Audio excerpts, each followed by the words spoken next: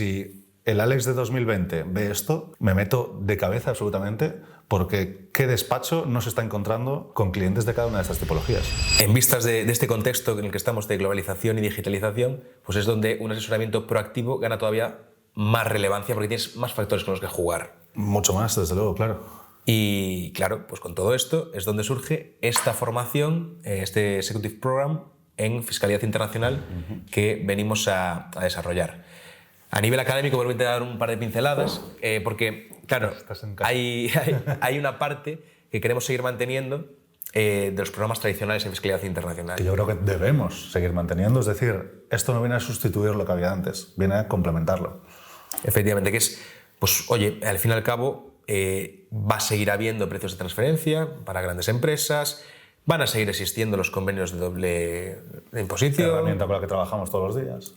Reestructuraciones societarias, directivas europeas, etcétera, etcétera. Tendremos que ver todo esto, que es el contenido, digamos, más esencial de los típicos programas de fiscalidad internacional, condensado. Creo que es necesario tener esta parte, porque sin esta nos convertiremos en esos, lo que llamamos asesores de TikTok, que hacen lo que ellos consideran que son maravillas con fiscalidad internacional, olvidándose de cómo cada país va a interpretar esas operaciones. Entonces, esta parte es vital para ser un profesional serio. Así que, aunque a veces pueda parecer que se minimiza esta parte, porque los que tienen esto, los que tienen la parte tradicional sin la parte nueva, no te van a meter en problemas. A lo mejor no te dan la solución, pero no te van a meter en problemas. Pero los que tienen la parte atractiva internacional sin tener esta, esos sí te pueden meter en problemas. Por eso es tan importante tener esta base, que lo reconozco, a mí también me aburre. Bueno, veo que Pilar 1 y 2 ya son un par de más pequeñas. No, es súper pequeño, claro, pincelada para que la gente entienda. Claro, pero que son lo más tostón, por ejemplo, pero es necesario saber que existen, es necesario saber pues todas las DAC ahora nuevas que hay. Eso es vital tenerlo en cuenta. A pesar de que efectivamente aburre y a pesar de que además es lo que más injusto se tiende a parecer. Digamos, es aproximadamente, como lo hemos dividido, es la mitad del peso está dedicado a la fiscalía internacional más tradicional, donde se ven todas esas, pues lo que hablábamos, ¿no? Las normativas antiabuso. Que es el programa que cursaría alguien que va a trabajar en un Garrigues, en un Cuatro Casas, en un despacho grande. Un típico, sí, y trabajando pues eso, con multinacionales, etcétera.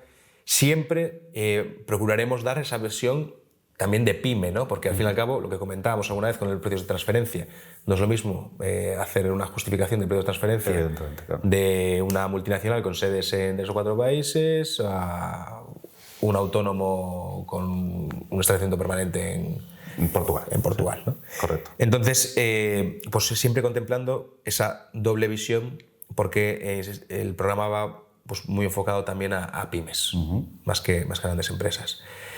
Y luego, en la otra parte del programa es donde sucede un poco, no la magia, pero la parte más de innovación formativa, ¿no? Donde apenas hay programas que cubran estas necesidades. Es que estos dos módulos son la leche, ¿eh?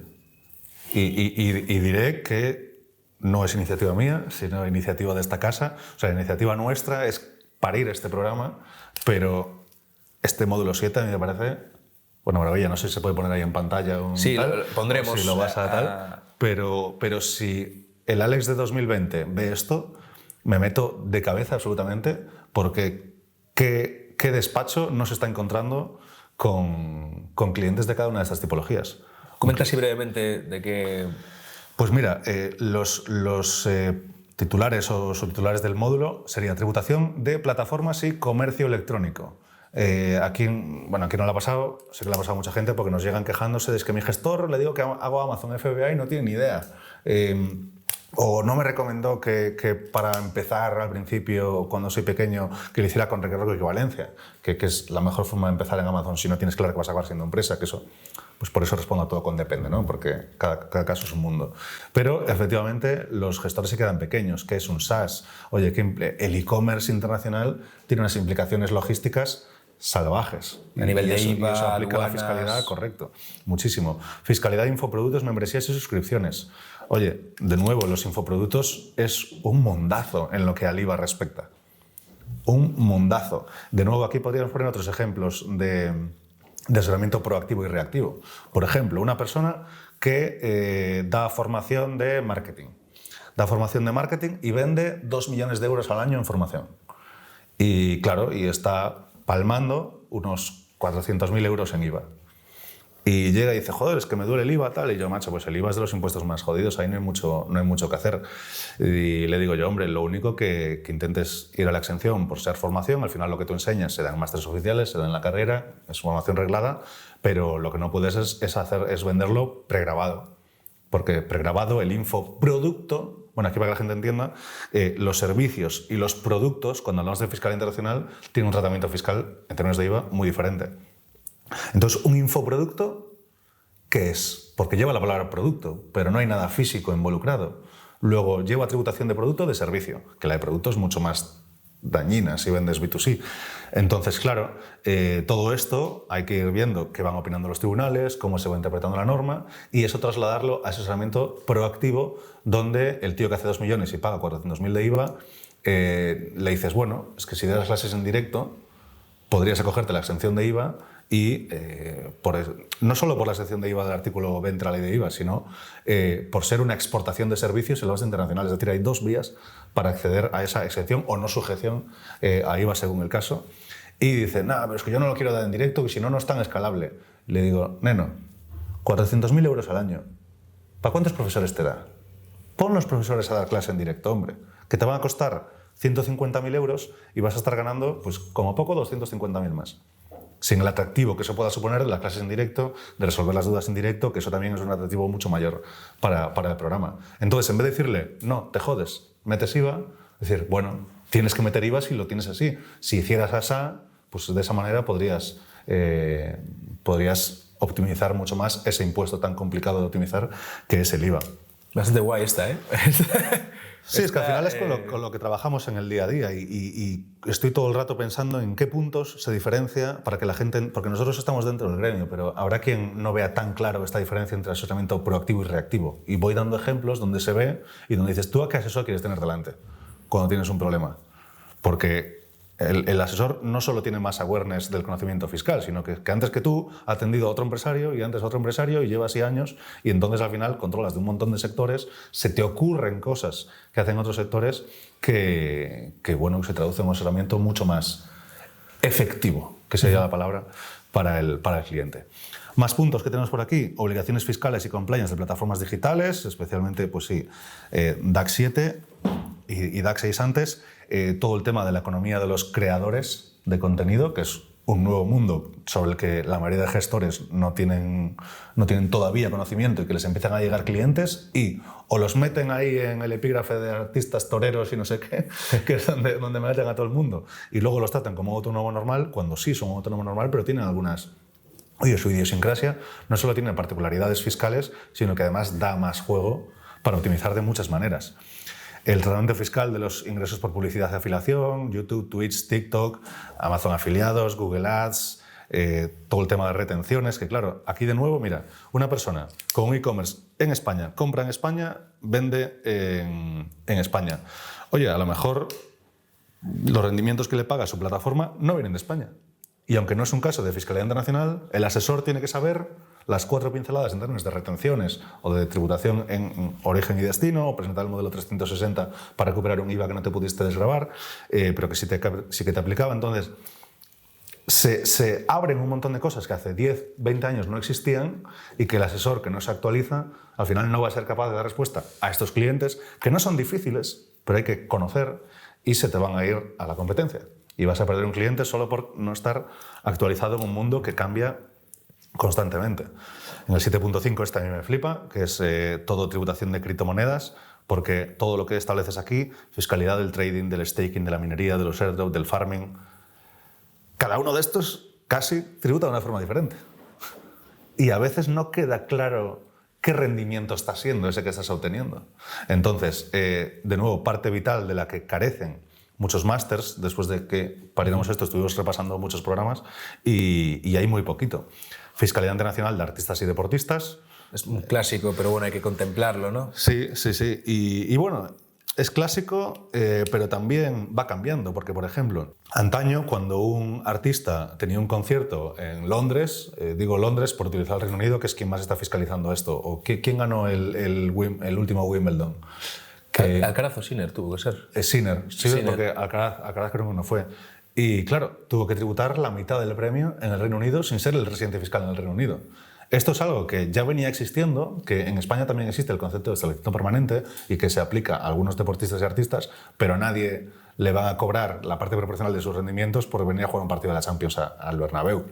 Y son cambios que, sin ser cambios legislativos, son cambios en cómo se aplican esas legislaciones en las cuales hay que estar el día y a artistas y deportistas les aplica especialmente. Pero, por ejemplo, ¿qué le recomendaría? Sinner pues, tuvo que pagar y punto, ¿no? No, claro, ahí no hay mucho que optimizar, pero el asesor que lleva a esta gente tiene que ser conocedor de todo esto. De que va a perder... O sea, correcto, tiene que tanto avisarle como saber cómo se declara todo eso después, que es la parte fácil, pero en una planificación fiscal hay que adelantarse a todo esto. Pues bueno, para terminar, Alex, ¿te parece si comentamos, ahora sí, ya habíamos hecho una breve introducción antes a los regímenes territoriales, un poco, cuando hablamos de fiscalidad internacional, lo que echaste tú en falta cuando te formaste seguramente y lo que hemos desde CIP descubierto que falta en lo que son las formaciones actuales es, oye, en fiscalidad internacional eso implica hablar de otros países, pero lógicamente no vas a estudiarte la fiscalidad de cada uno de los otros países.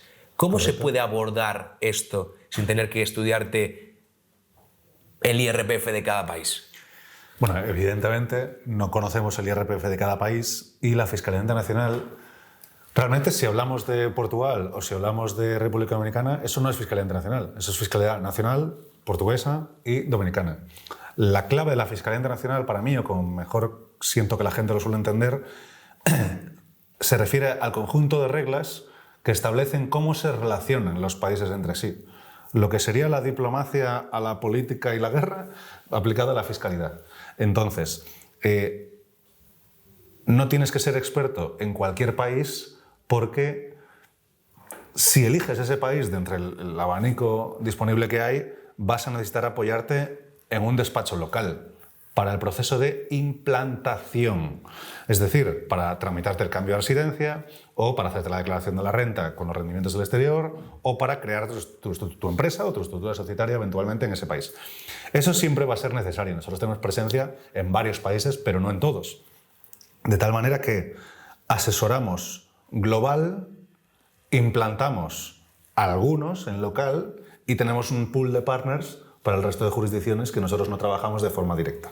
Entonces, a partir de aquí, la Fiscalía Internacional viene a decir que, oye, tú generas tus rendimientos porque tienes 2 SLs en España que son vacas lecheras, tienes aparte 3 inmuebles, tienes a tus padres con un cierto patrimonio y están malitos y en un plazo de 5 o 10 años va a haber una herencia por ahí y, pues no sé, lo que se te ocurra hacer. Vale, pues con esos datos, a lo mejor tú en Portugal pagarías lo mismo en España. O el que puede optimizarse mucho en Portugal, en Andorra a lo mejor pues no lo podría hacer tanto. Entonces, los países no son soluciones en sí mismas, sino yo por eso brandeo el depende. Porque tengo la broma, encima que somos gallegos, de que casi todo lo respondemos con depende, pues un gallego en fiscalidad más todavía va a responder con depende. Entonces, la Fiscalía Internacional lo que establece son, oye, las reglas. Por ejemplo, alguien puede ver la norma local de Portugal, donde aparece el reglamento del RNH, que es el NHR, y tú dices, vale, rendimientos de fuente extranjera exentos. Y dices, vale, está de puta madre, entonces me mudo a Portugal, consigo este régimen fiscal, que ahora es más complejo, pero se sigue pudiendo, y recibo mis dividendos de la empresa del abuelo, de la que tengo participaciones, unos 100.000 al año, y me los traigo con queso para Portugal, sin nada.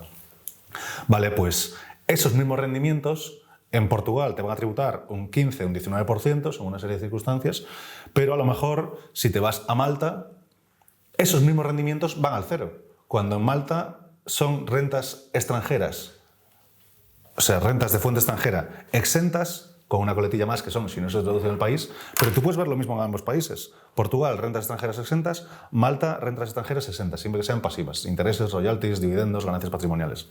Vale, pues en Portugal en realidad acabas tributando un 15% por la retención y en Malta acabas tributando, declarando un 0% porque, según el convenio de imposición de España y Malta, no hay retención en origen bilateralmente cuando se reparten dividendos. Entonces, esto es un ejemplo sencillo para que todo el mundo entienda el que los países, la legislación local de cada país no son soluciones en sí mismas. Es cómo se combinan las jurisdicciones haciendo una suerte de puzzle donde no todas las piezas encajan con todas. Dubái puede ser atractivo, pero por ejemplo con Portugal, como no tienen convenio, es inoperable y te aplican retenciones de paraíso fiscal. Entonces, independientemente de cuántos países, que además aparecen y desaparecen en función del interés fiscal que puedan tener. Al final, pues el régimen NHR de Portugal, la Unión Europea presionó hasta que lo retiraron en 2016 y sacaron esta especie de sucedáneo. El Reino Unido era un país non-dom históricamente, que ahora puedo explicar lo que es, un poco como lo que dije de Malta, y ahora ha pasado a territorial durante 4 años. Tailandia era non-dom, también está cambiando. La República Dominicana parece que va a desaparecer el CRS. Bueno, van surgiendo cambios constantemente que hacen que tengas que estar muy al día. Entonces, lo importante no es la fiscalidad en destino, sino si el destino es el punto B, cómo leches llegas tú del punto A al punto B. Que es todo lo que tienes que hacer. Tengo que cambiar la residencia. ¿Cómo la cambio? ¿Qué implicaciones tiene? ¿Me aplica SITAX o no aplica SITAX? Burocráticamente, ¿qué tengo que presentar? ¿Qué plazos se manejan? ¿Cuándo se considera que empieza a ser residente fiscal? Oye, cuando esté allí, ¿qué pasa con los rendimientos que genero fuera? ¿Los declaro al cero? Porque como no los voy a tributar, o no van en ningún lado, no se tributan. Si me vuelvo, ¿cómo tendría que hacer? Vale, me queda claro el dividendo, pero ¿y si vendo Bitcoin, que tengo en una wallet, cómo tributa todo esto? Entonces, claro, he abierto tantos melones que es imposible no responder con depende a todas estas cosas. Entonces, básicamente la fiscalidad internacional es el nexo entre fiscalidades nacionales. Ahí está, nexo entre fiscalidades nacionales. Y para entender a qué tipo de nexos vamos a utilizar o qué tipo de fiscalidades nacionales queremos unir, ¿cómo clasificamos las diferentes jurisdicciones?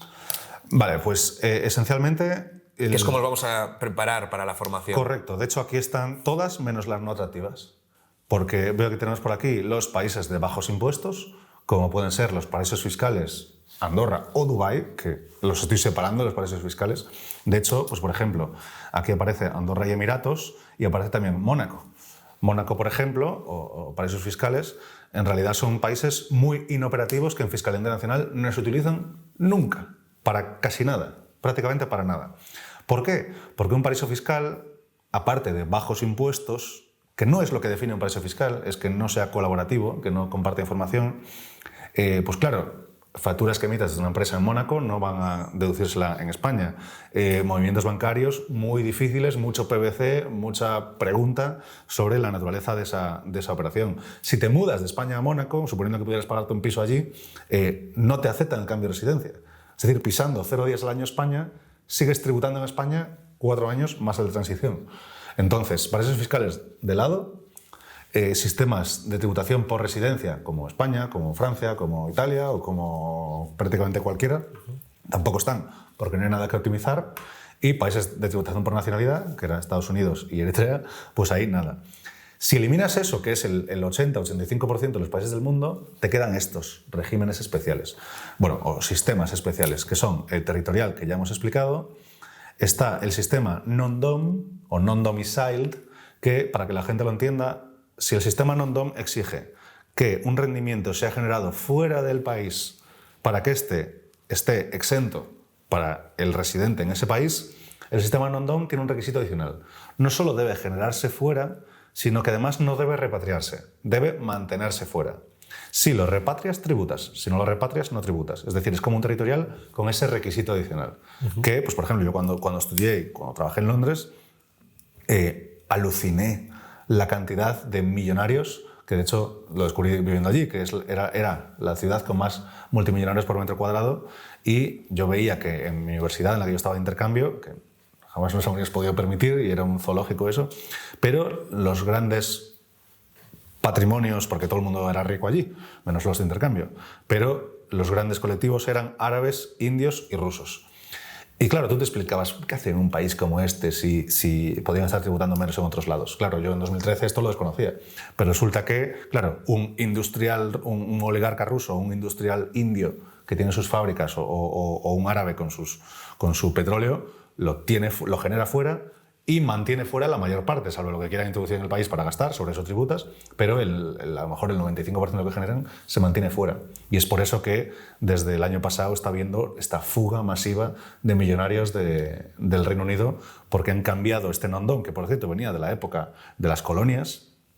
Es el régimen, el non-dom más antiguo. De hecho, fijaos que los países non-dom son el Reino Unido, Malta, Chipre e Irlanda. Y antes lo fueron también Australia o Nueva Zelanda, es decir, la Commonwealth. Son los que vivieron de este régimen. Entonces, son tremendamente atractivos porque a la gente le choca mucho poder tributar menos. Siempre pongo lo de menos que Andorra porque es algo que a la gente le viene muy fácil a la cabeza. Pero alguien que se vaya a vivir a Londres y esté bien optimizado puede pagar menos impuestos que en Andorra. Te vas a Dublín y puedes pagar menos impuestos que en Andorra. Porque en Malta y Chipre te lo esperas. Pero en el Reino Unido, que es un país del primer mundo, ¿cómo es esto posible? Entonces, claro, bueno, fiscalidad internacional. ¿Esto lo puede hacer un británico o un irlandés? No. Lo puede hacer alguien que aplica fiscalidad internacional, es decir, un extranjero que se mueve al país y durante X años tiene derecho a esta serie de beneficios. De hecho, joder, yo, donde quedamos casi siempre, que te obligo a cruzar el río para venir a mis dominios, a territorio no confiscatorio, pasa una cosa muy graciosa, que es que, bueno, el Miño separa Tui de Valença, que no voy a decir que sea la misma ciudad separada por un río, pero casi, y de tal manera que la mayoría de portugueses conocen la ley Beckham y los españoles no tienen ni idea de qué es la ley Beckham, y los españoles conocen el NHR, y cuando les hablas a los portugueses del NHR te dicen, ¿el qué? Entonces, es gracioso porque un río hace que, no todo el mundo, no cualquiera, pero los empresarios están intercambiados.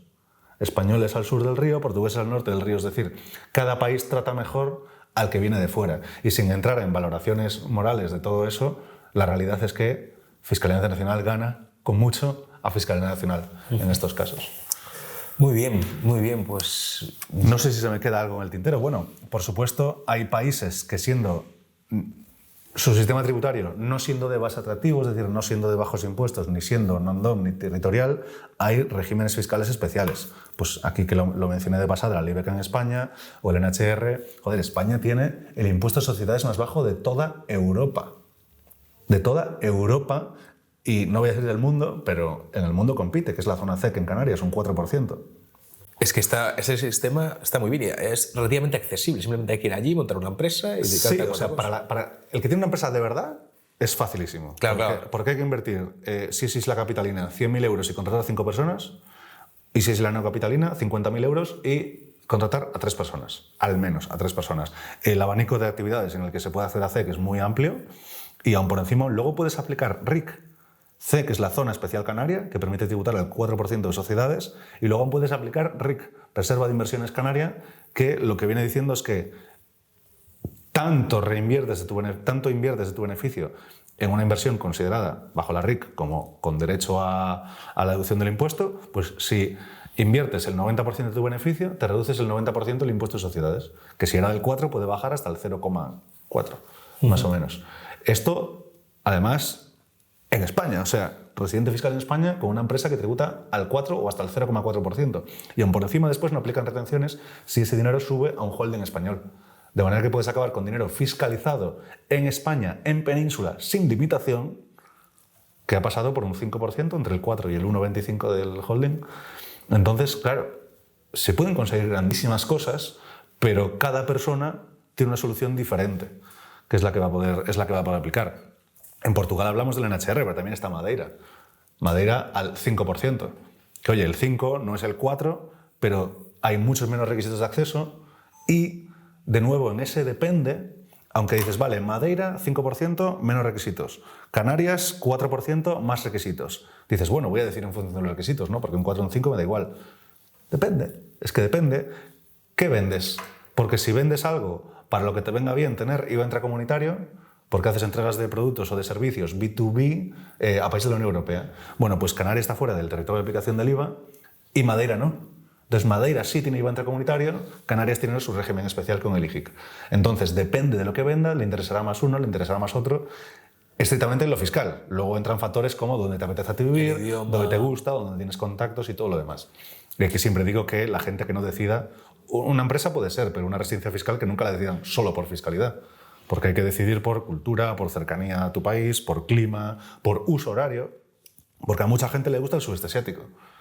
Le gusta Bali, Tailandia, Malasia, Indonesia, Filipinas. Sin embargo, si necesitas trabajar en serio, no en plan hippie freelance, sino necesitas trabajar en serio al uso europeo, es invivible eso. Entonces la gente suele tirar más para el lado de Latinoamérica, no solo por cercanía idiomática, sino pues porque, oye, madrugas bastante en LATAM y es parecido a tener una jornada laboral aquí. Entonces, ya te digo, es una ecuación multifactorial donde cada persona pondera sus factores, sus incógnitas, de diferente manera.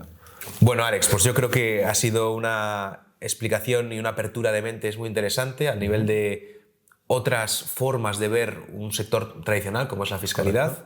Y en este sentido, pues espero que tenga una buena acogida esta formación que estamos diseñando. La va a tener, créeme que la va a tener, y además vamos a pescar de ahí. Claro, esa parte que bueno, ya la iremos contando, pero va a haber también digamos, beneficios y becados en la formación que puedan también incorporarse directamente a la empresa de Alex. Así es. Así que bueno, nada, me despido de darte las gracias. Nos vemos. Mil gracias, Pedro. Muchas gracias.